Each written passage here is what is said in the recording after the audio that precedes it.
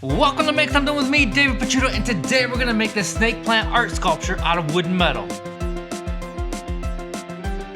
Check it. So today we're going to make a planter with a fake plant. We're gonna make the plant out of metal. I'm gonna use a plasma cutter to cut out the leaves. Then we're gonna use some blacksmithing to shape them into shape. And then that's gonna be welded onto a plate. And that plate is going to be attached to a wooden planter that we're going to make. Let me show you what I mean. If you're familiar with snake plants, they have long, straight leaves and a very organic shape. And all those leaves will be made out of metal, which will be welded to a plate. And then that plate is going to be attached to a wooden planter. It's going to be real tall like this, and it's going to have 4 sides. Thinking some sort of diamond shape with an inlay here. I'm not very good at metalworking, so I am taking a class at my local art museum where I'm going to build the top.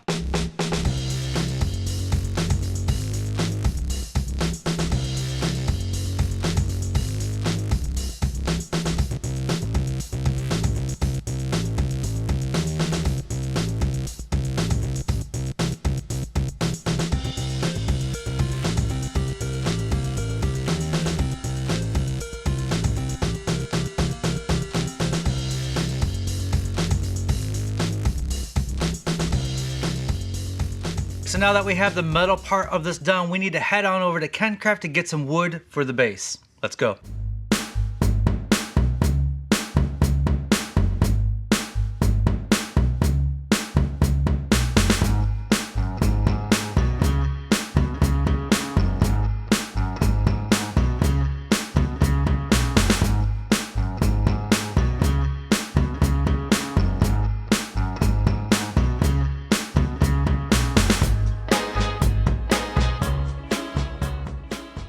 First thing I'm going to do is rip down this piece of cherry to width.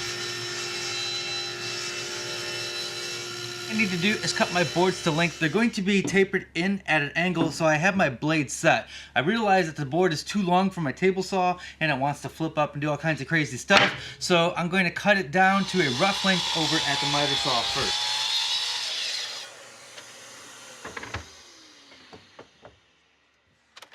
When you're cross-cutting, you don't want to use your fence as a stop because the board will get pinched in there, which is why I have this piece of scrap here and I reference up against that as my stop, and then I can pull that out and make my cut.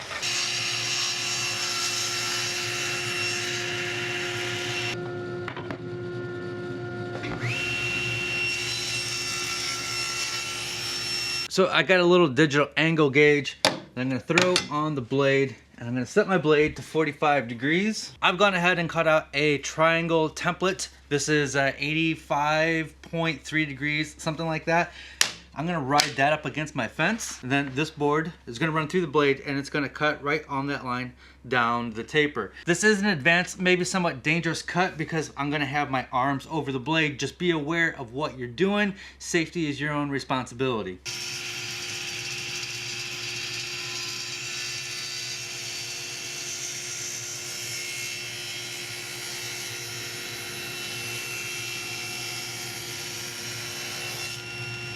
That is our first miter at 45 degrees and it tapers in. So I'm going to do the same thing to the other 3 sides.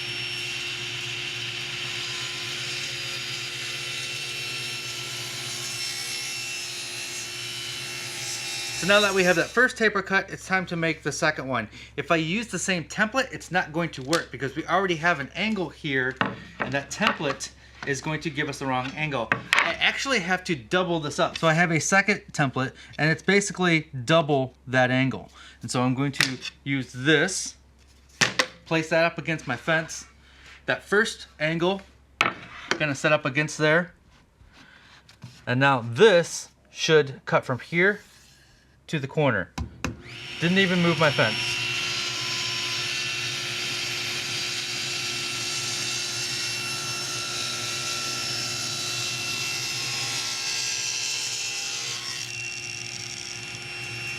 Got our 2 miters in there. It's angled so it goes out. Also has the taper in. Not that hard. So now we'll just do the other 3 pieces.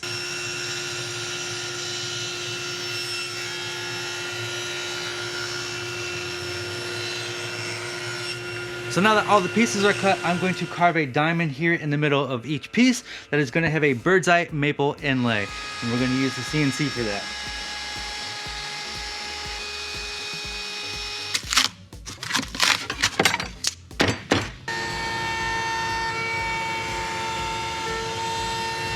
We went ahead and rounded the edges over at the router.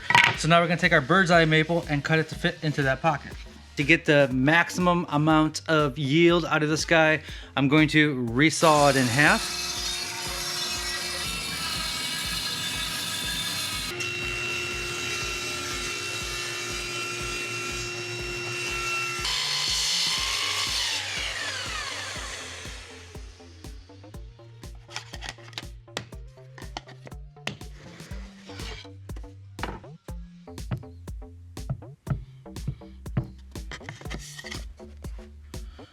Make sure we don't have any squeeze out.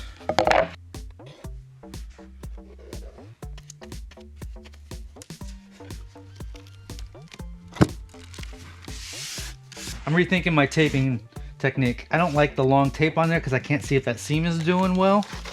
So I'm gonna take a piece of tape and then just kind of pull those corners together.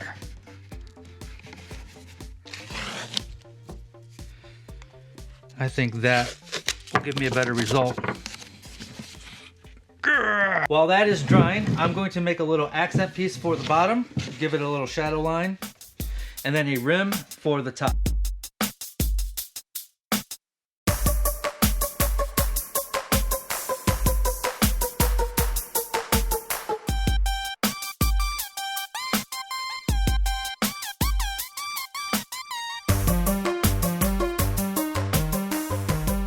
There's a tiny little gap in the miter there. It's a great way to fix that.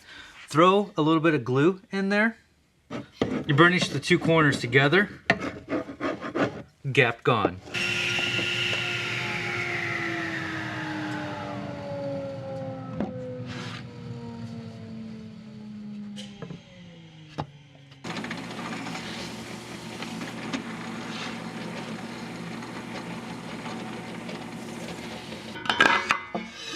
Then that goes in there and we can bolt that down.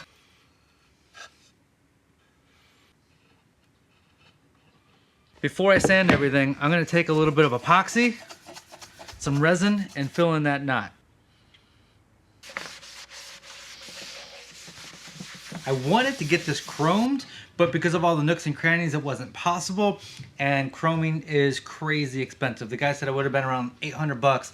Sent me to a powder coating place next door, and they got this silver reflective stuff that they use on car rims. And that came out really good. Check that out. So now we're gonna take the bottom and we're gonna cover up my welds with colored epoxy. I'm gonna use some aluminum tape, create a little reservoir around the bottom, mix up some epoxy and pour it in there.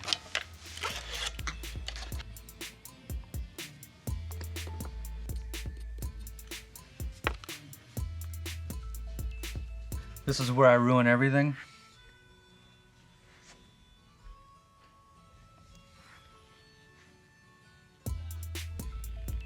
Using the little torch to get the air bubbles out. Get it nice and flat on the top.